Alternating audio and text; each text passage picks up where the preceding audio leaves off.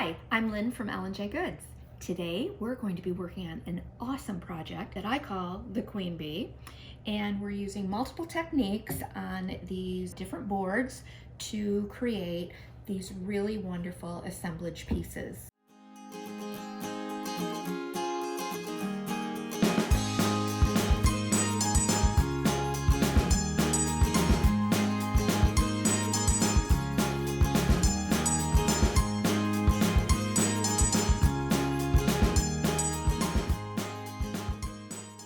So let's talk about some of the things that we're going to be doing. We are using several different techniques and products to create this kind of mixed media effect. You can do these on barn boards, you can do them on a barn door, you can create them on masonite for a framed piece. You can also do these just on plain 1/2-inch plywood.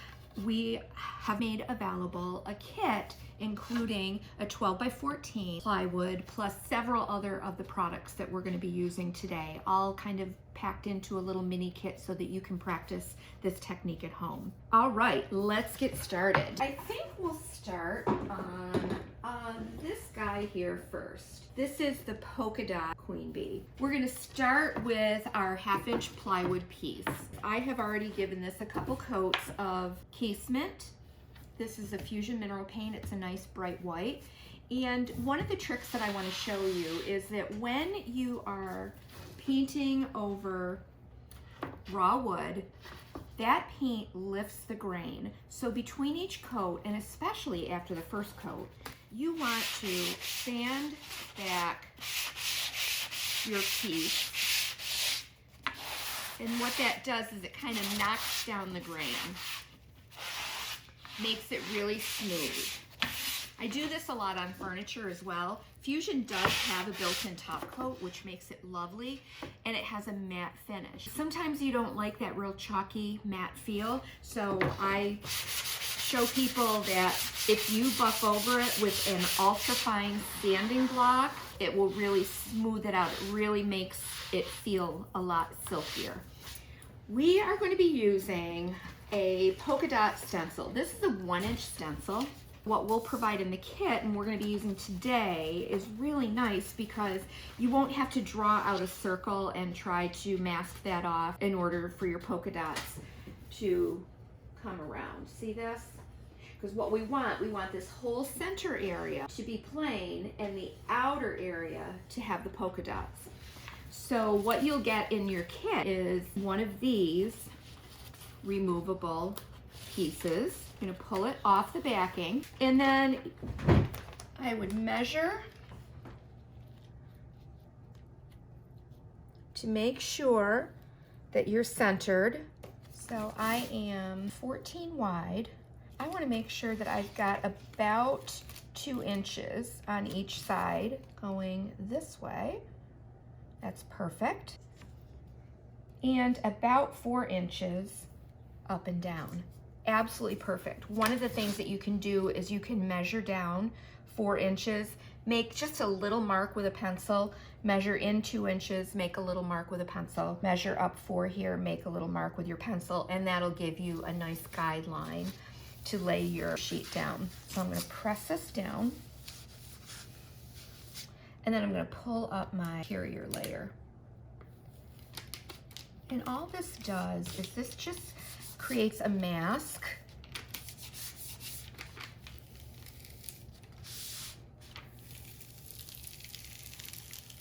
so that when we're stenciling, we are not going to be stenciling inside of this circle.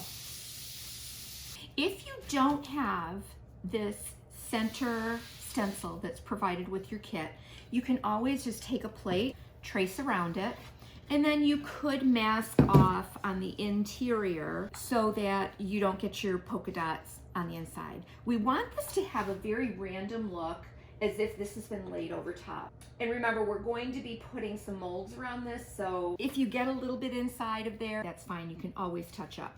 Now, the other thing you could do is take this and trace it out on a piece of paper, cut out that circle and lay it down, and just put some rolled tape behind it to make it stick. So there's a lot of different ways that you can do this. We are going to start our stenciling process. So today for our stenciling, we are going to be using Fusion Mineral Paint Mustard, but you can use any yellow paint.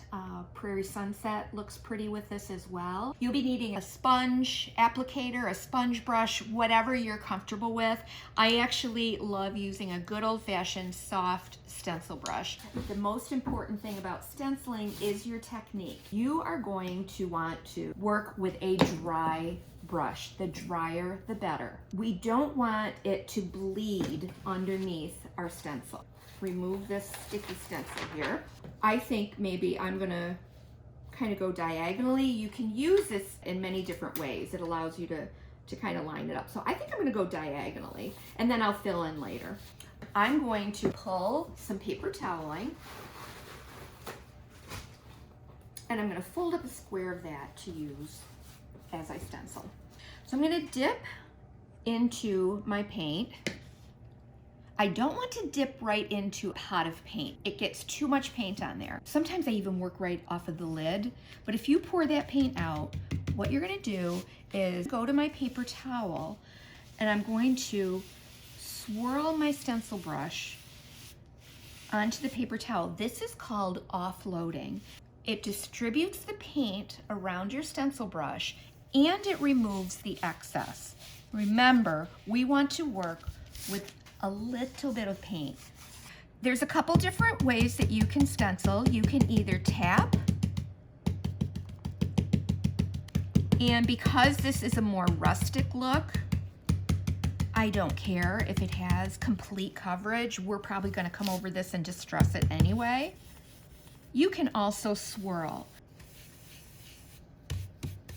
And because I had that small amount of paint, when I lift up my stencil,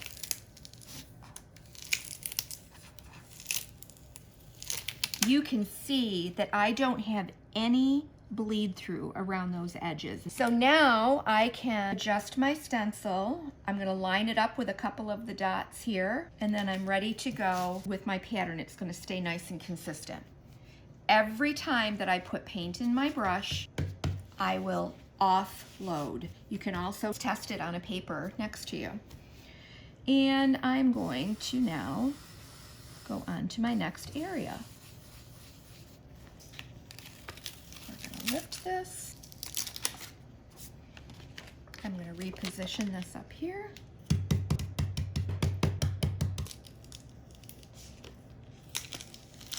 Turn this around.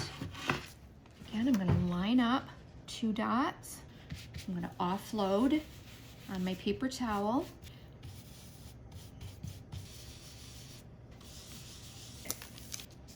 You can see I'm just going in this same pattern. I just like this color with here. It just reminds me of bees. I should be able to line this up, see there, just about perfectly. And there we go. We have created a beautiful pattern. A little bit later, we're gonna have our casement paint out again. We'll just touch up any of those spots. Before I lift my mask, that's blue mask circle, I'm gonna take a pencil and I'm just gonna put a few dashes around the outside so that I have a guideline where I can place my decor molds. This will all be covered up. Okay. For this particular board project, I'm just using the Laurel mold. I'm gonna be using the Laurel leaf and also the larger crown mold. You're gonna need cornstarch, our IOD air dry clay, and I just use a credit card for scraping it back, and you'll need some Titebond Thick and Quick. This is what I like to use. When you have any leftover of the air dry clay, you want to keep it in a sealed container. I put mine in a sealed Ziploc bag and then I put it in another sealed container because you want to keep it nice and pliable. It really is lovely clay to work with. Now we're working in a little bit of a colder workroom, so the clay is a little bit harder, so I'm going to soften that up in my hands just a touch. I've rolled this out into a little rope shape, and I'm just going to press this with my thumbs into the mold. Now, of course, we've got extra here. That's okay. We're going to remove all of that. But first, I just want to get that all right down, packed into that mold. Then I'm just using my thumb to remove any excess right now. I just want to get most of that excess off there. As I take off these little bits, these are all great to use again, but I pack them right back onto my other little blob of clay to help retain the moisture. So again, I'm not removing all of the excess, I'm just getting a good amount of it. Because next what we're gonna do is we're gonna take a credit card. You could also use a putty knife, any kind of a harder, thin surface, and I'm going to remove the excess. I'm just going to slide this along the top of my mold. There is this little micro rim, which makes it easy to slide that card along the edge. And I kind of work from the center out. But if we slide it right along that micro edge, it really makes a nice flat surface here. Okay, and I'm going to go ahead and do my other one. So I'm going to need 4 of these for this particular project.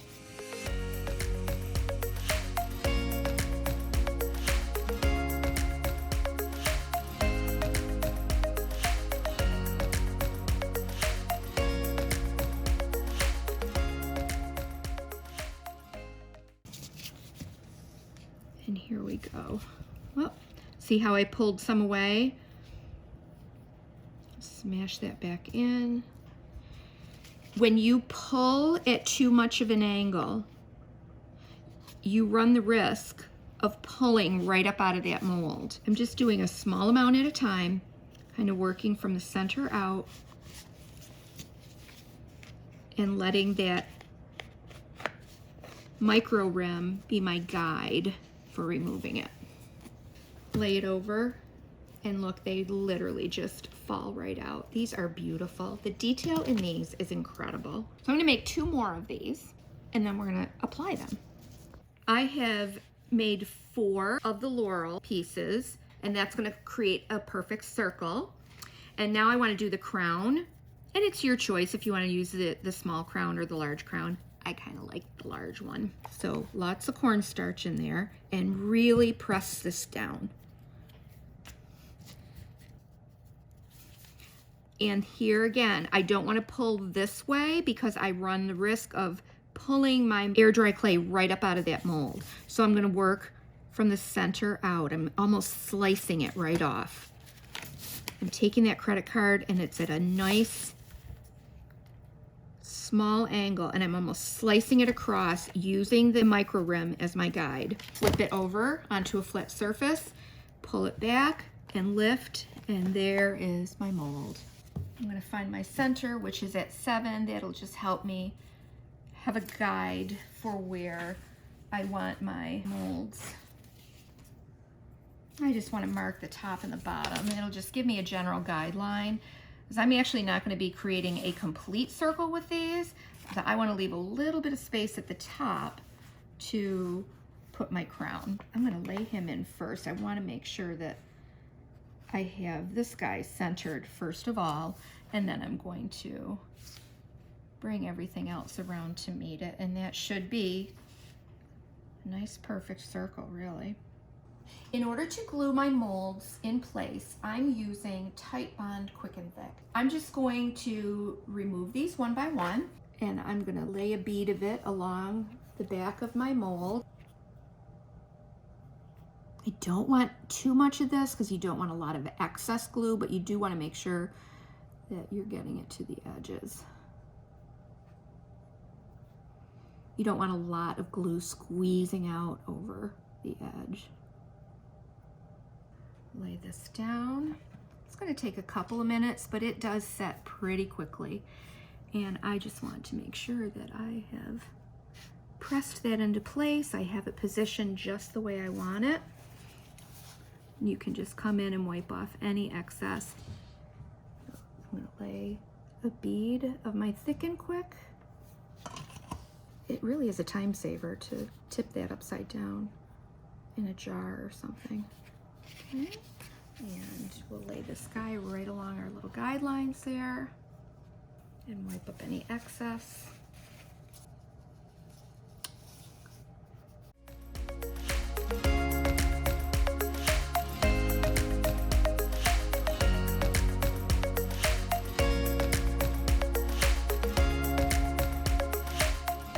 Once I have my molds in place, I can go ahead and paint these. First of all is, as this is setting, I'm gonna go ahead and do my stamping on the inside before I finish my painting details. I'm gonna be using my Queen Bee and typeset. I'm gonna pull my queen right there, kind of line her up, and I'm going to spell that out. Q, U, E, E, N. I'm actually going to remove her right now and get to that in a minute. But I want to get my letters positioned and I'm going to get my thin mount ready. Now this is big. These are the IOD thin mounts. We love these, but I also will cut them so that I can work in smaller areas. I'm kind of cutting this one right in half. I'm gonna cut it right here as well. So I'm gonna lay this on and I wanna line up my letters. I have laid my letters down, my typeset letters down, so that when I'm looking at them, I can read Queen Bee. That means the textured side is down. Then I lay my thin mount over top of that and it's going to stick to the flat sides of these letters. And when you lift it up, you have a stamp that you can readily use. What I love too about the thin mounts is if your letters are off at all, you can kind of reposition them, line them up right along those grid lines. Before I lay down my Queen Bee, I want to make sure that I've got a nice guideline to follow so that I keep this straight. Remember, we centered these up already, so we had, this is a center, and I really want to make just a couple of very light lines, and that's just going to help me to place my letters. And I'm going to line up my thin mount against those little hash marks, and that's going to make sure that my stamps are nice and straight. I keep baby wipes handy. I love using these for cleaning the ink. We're going to be using our IOD black ink and an IOD refillable ink pad. Mine is already full, but if you need to, once it dries out, you can add a little more ink. I take the little tip of my bottle and work that right down in. All right, I have my Queen Bee laid out here. And then what I'm gonna do is lay my letters down and then I stamp onto them.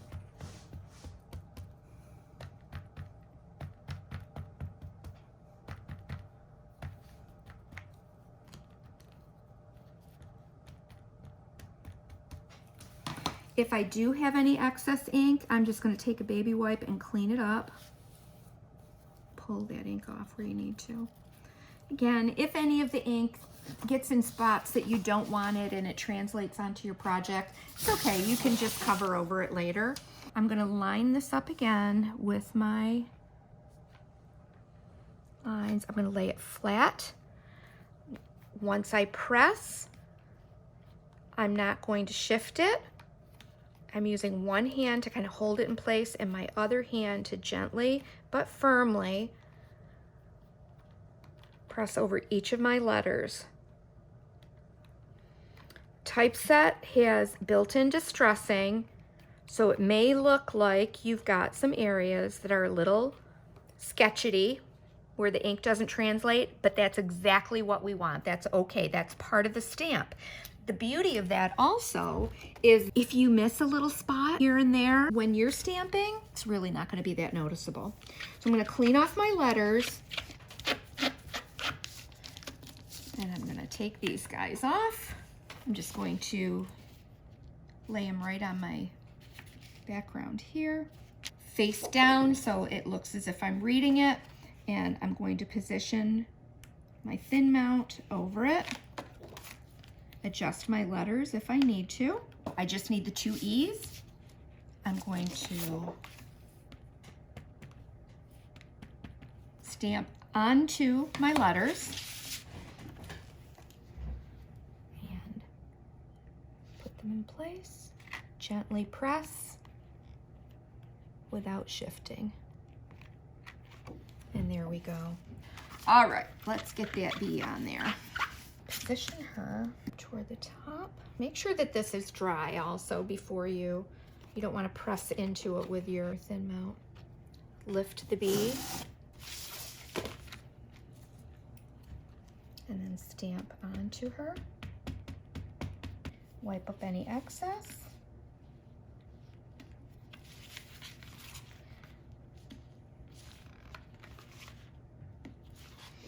And then we'll lay it down here. I'm going to get her centered right under that crown. Press gently and firmly over the whole B so that you get all of those details. And there are a lot of beautiful details in this stamp. Lift straight up, and there she is. I'm going to lay out another palette for some paint. This is Casement, and I'm going to get a small brush, a couple of small brushes, just detail brushes. And even though my clay is still soft, I'm going to go ahead and paint right over it. But I want to get all of that painted. I am working with a smaller brush so that I can get right up into those edges and all of that detail. Probably only 1 coat is all I'm going to put on this.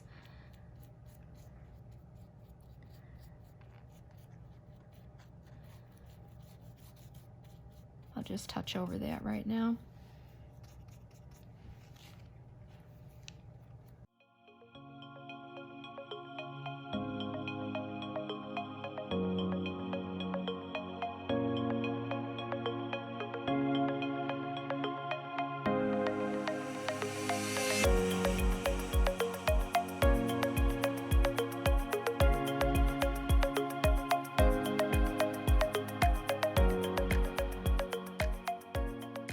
I'm going to touch up as needed with the white paint or the mustard paint. I just want to get right down to the edge. Steady hand. If you get a little bit on there, it's fine. You can just take a damp brush and you can come right in and clean up that edge. That's it. I'm going to let this dry completely, and then I'm going to come in and use some antiquing wax. Okay, we are ready to add some finishing touches to our Queen Bee sign. I'm using sanding block to just distress this. You can distress it to whatever degree you like. Okay, I have distressed this back, made sure that I don't have any little splinters on the edges. And we're ready to now add some antiquing wax to this guy. I'm gonna carefully look this over and be sure that I don't have any other spots of paint that I need to touch up or any ink smudges. I see a little bit of an ink smudge there. I'm not gonna worry about it because that will blend right into my antiquing. If I were in a workshop, I would use a blow dryer to make sure that I dried these. They're not going to cure completely for a good 24 to 36 hours, depending on how thick the mold is.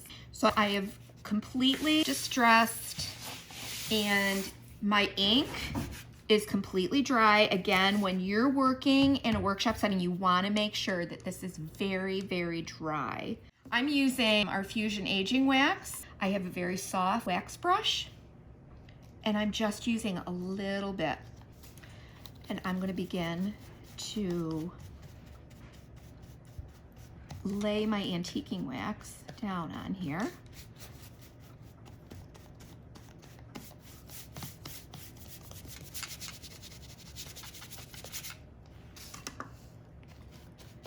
I use a soft brush, especially in a workshop, because you don't want to smush your soft air dry clay that's under that dry paint.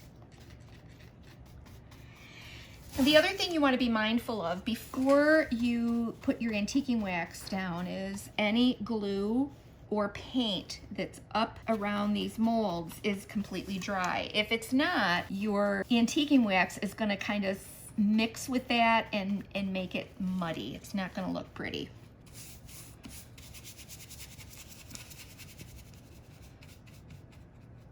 Then I'm going to take my shop cloth and I'm going to start rubbing this back.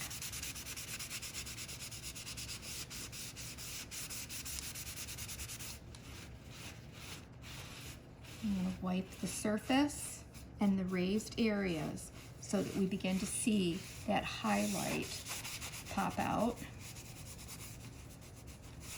And I'm just going to buff into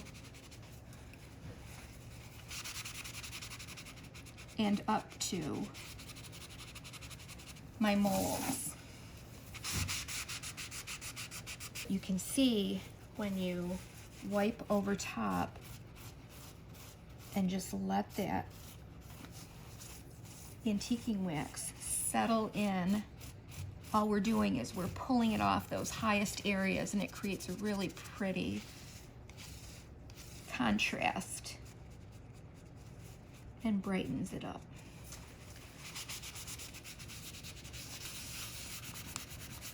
This is clear wax. If I want to brighten this up even more and I want to remove some of these darker areas, I would just dipping my cloth into the wax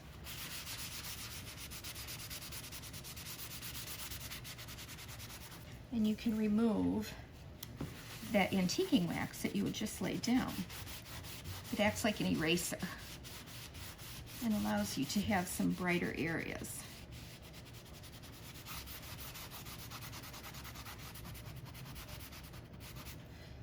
See how that brightened that up? You can kind of work at this and give it the effect that you like. And then for the very last thing that we're going to do, I'm going to use one of my very favorite glitzy products. This is a gilding wax, and this is called PBO. We have this available on our website, but you only need a tiny bit. This is highly pigmented, and I'm telling you, this really has some great shimmer to it. So you just take a little brush and work that over the surface. You don't have to cover that whole laurel. I'm just kind of working around the surface. So I'm using products that don't require a top coat. The Fusion paint has a built-in top coat. The ink is permanent, and our waxes are a finish, so once they're cured, you don't need to put any additional finish over them. Now, you can also treat the outside edge any way you want. I'm going to come back in and just paint these edges black, and also make sure you paint your backs so that we don't have any danger of your piece warping. So this is our Queen Bee version 1. We are going to share now a second version using an additional technique. Okay, we're going to work on the Queen Bee project part 2. This is our second version, and we have already prepped the first part of our board. This is a 12 by 14 plywood sheet that you would get in the kit that you purchase. You can also put it on a big plank. You could put that pattern on an old cupboard door, whatever you want. We're going to do this second version using a decoupage technique. And I pre-prepped my board because I wanted to show you that when we apply our air dry clay to a plain board like this and then let it dry on its own without painting it, this is what happens. You can get some cracking and some shrinkage of the air dry clay. I want you to be aware of this, because if that bothers you, you want to make sure that you get paint over top of your air dry clay while it's still pliable. But if not, we can certainly remedy any little boo-boos that you have here. This would bother me, this little bit of a separation here. So how I fix that is I'm just going to take a little bit of my Titebond glue and just put a tiny touch in those areas where I want to fill in. You only need a little bit. There's a little crack there, and I'm going to show you how I fix these little spaces. I can take just a touch of my air dry clay, and I'm rolling it into a little ball because we have that ball shape. I'm filling in with a little bit of air dry clay over the glue. Here's another little spot right here. We're gonna do the same thing. I'm just squeezing that down into that space. All it's gonna do is it's gonna kind of fill in that gap a little bit, so it doesn't look as noticeable. Here where I had the crack, I'm just taking a little touch of my clay and I'm just pressing it right in, and then using my finger to shape and smooth out where I applied that air dry clay. This will fill in those very noticeable cracks and spaces. Anywhere that I have a crack or I want to fill in, I'm doing that. After I fill in all my little spaces, I want to come in with my paint, and I'm going to paint right over top of these.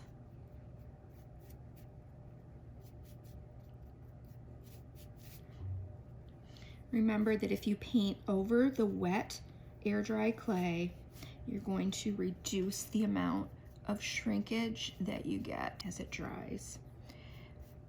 But by filling in those little cracks, it literally just about disappears.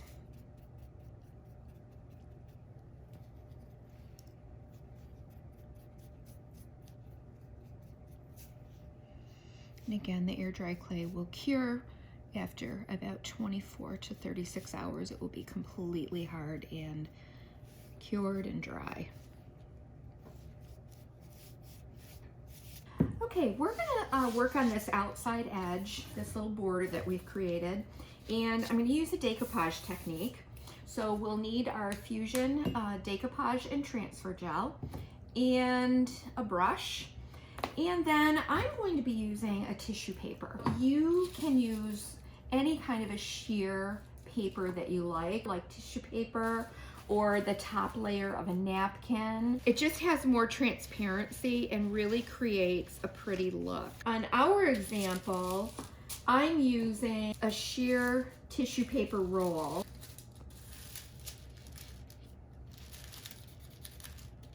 I'm just making a crease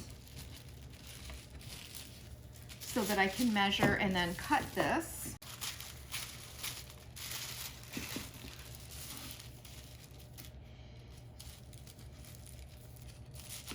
I'm not real fussy about this being exact because I'm going to show you a little trick that will help us to trim these edges. But I want to cut my pieces so that we've got a piece for each side. So I'm going to actually then come over here like this. All right. And I'm going to start with my first piece. This is Fusion Decoupage and Transfer Gel. I love this stuff. Truly, I've tried so many different ones and this is my absolute favorite. And I'm applying a layer of this onto my board, and I'm going right up to that beaded border.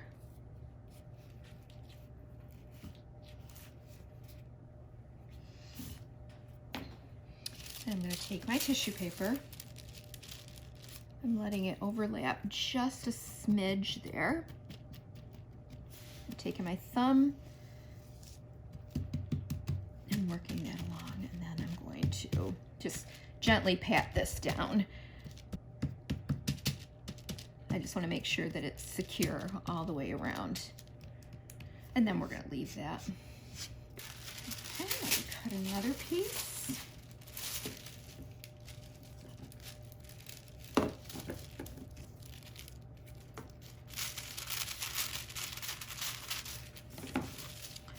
Like this, you could really use just about any pattern you want.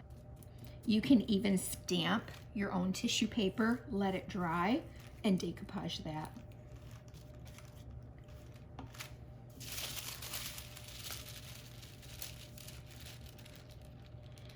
And I like this particular print because it's kind of going every which way, so it doesn't matter if it's upside down, backwards, it's pieced in, it all kind of fits together and looks appropriate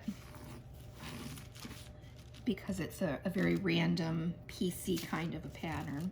What do we do with these leftover edges? I'm just going to take my sanding block at about a 45-degree angle, and I'm just scraping that edge to remove the excess paper. Isn't that fun?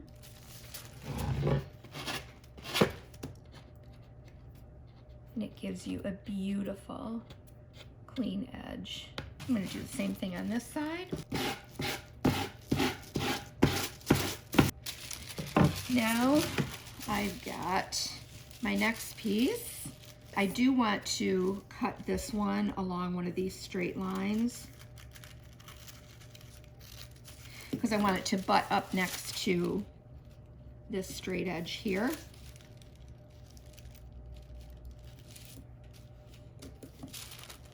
If there is a little bit of overlap, it's really okay. It's not going to hurt anything.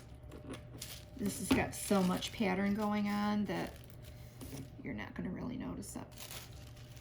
Apply my decoupage and transfer gel.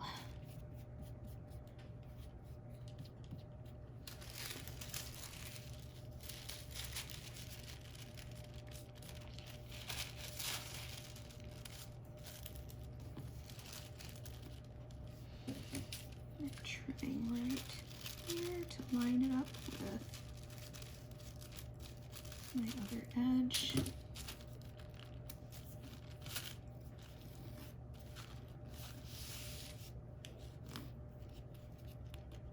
.45-degree angle and slice this off. Let's finish the last bit.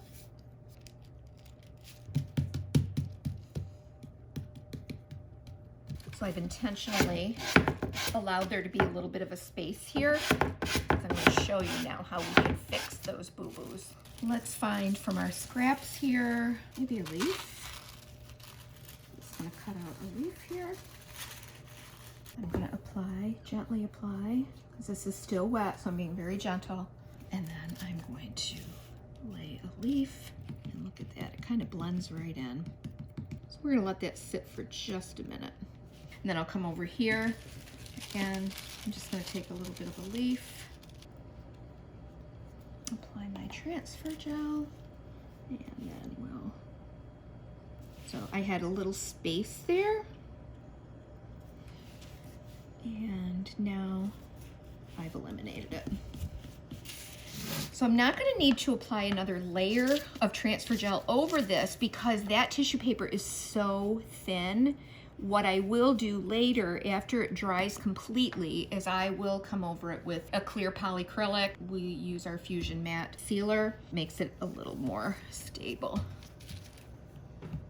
But I'm just checking to make sure all of these little bubble areas are pressed down. So there we have it. That is our decoupage border edge with tissue paper. We're going to finish off this project by doing a little bit of stamping. I'm going to use Kindest Regards and then Typeset and my Queen Bee. So let's take a look. This is one big stamp. I'm not going to ink my whole thing, obviously. I'm just inking a part of it and kind of getting a general idea of where the parts that I want to be inked. Cleaning up with the baby wipes where I need to. But as I lay this down, I'm only stamping just parts of it, just a little bit. Now what happens if you get some on your painted area? Just wipe it away with some baby wipes. We're gonna be antiquing this anyway. I'm not even gonna show. And I wanna clean this off before I move on to another part. You can see that even though I'm not using the whole stamp, I am using the whole stamp to kind of position where I want my letters to go. It makes it easier to line that up into a corner.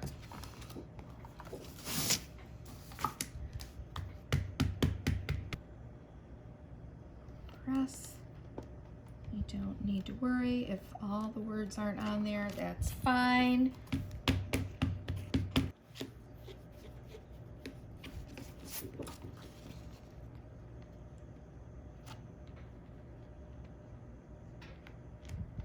This just gives you an opportunity also to work with the partial stamp and to see, you know, if you do make a boo-boo, how easy it is to clean up with a baby wipe.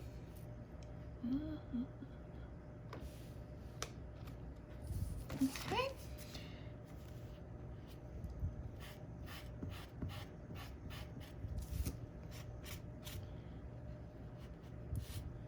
Very nice. You can see this is just very random, but it does add a little bit of texture. Now I'm going to my Queen Bee. I'm just gonna kind of freestyle this. I'm not gonna put it on a thin mount.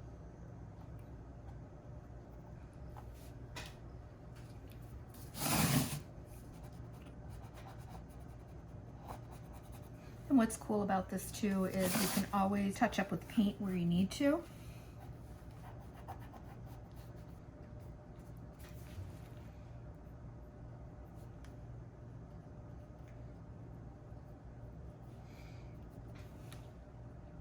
We'll let that dry. If we need to add another layer, we can, but again, we're gonna be adding so much antiquing over this that it's really not gonna show that much.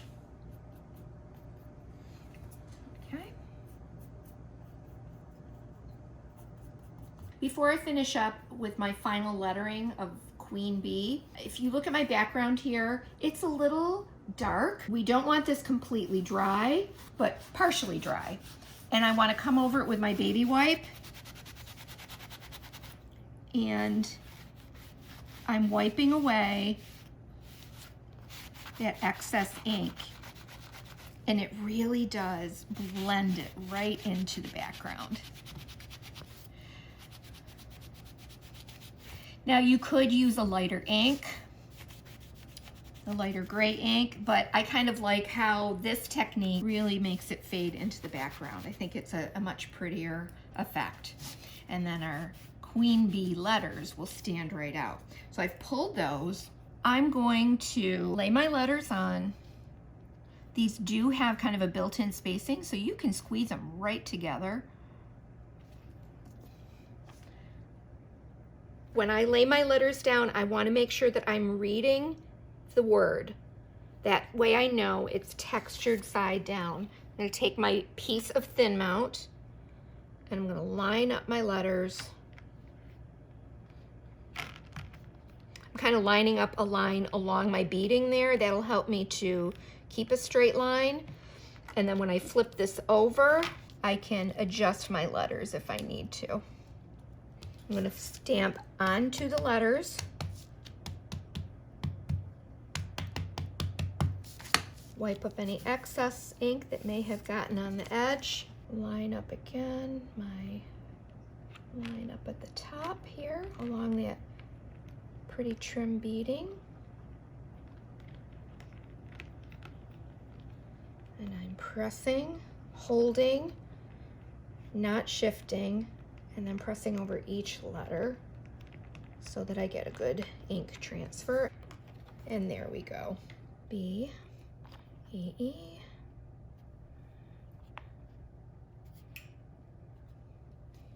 I take advantage of my piece of thin mount to line it up Flip it over. This is my textured side. I'm going to stamp onto my letters.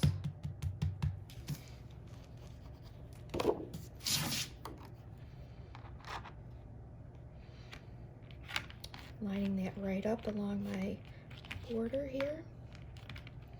Press those letters right into place and lift, and there it is. Finish this off by allowing it to dry completely. If you're in a workshop, certainly use a blow dryer to speed that process along. I'll touch up anywhere where I need to with some white paint.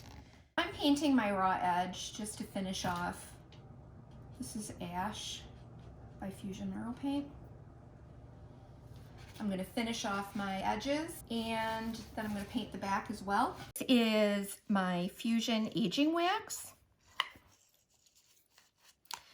I'm using a very, very soft brush so that I can get up into the little crevices of my molds. I'm using a small amount on my brush. A little goes a long way. This is a very, very soft wax, and I love using it. So I'm applying it over my surface.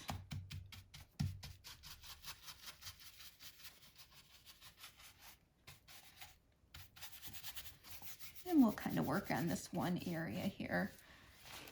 I'm coming in with a shop cloth to remove any of my excess.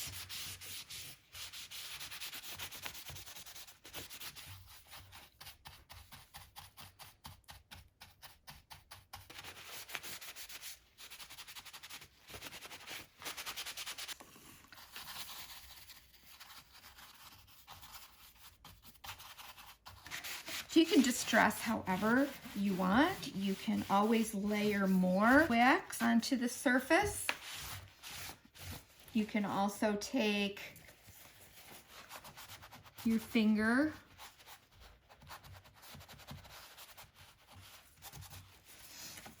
and a little clear wax and remove even more. That really brings up a nice highlight. Gives it a little greater contrast.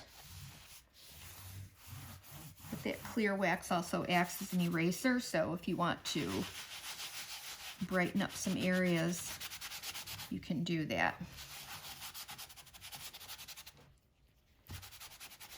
You do not need an additional top coat on your finished piece because everything we've done has a top coat in it or on it already. And the wax also acts as a sealer. I leave the darkest wax in the corners and up around my molds. Soften and blend that wax so that I don't have any harsh lines. There we go. I think we got it. It's a great look. The last step, we're going to use some of our gilding wax. I use just a tiny amount on my brush. Tiny, tiny amount. This is a highly pigmented wax, so you only need a little bit.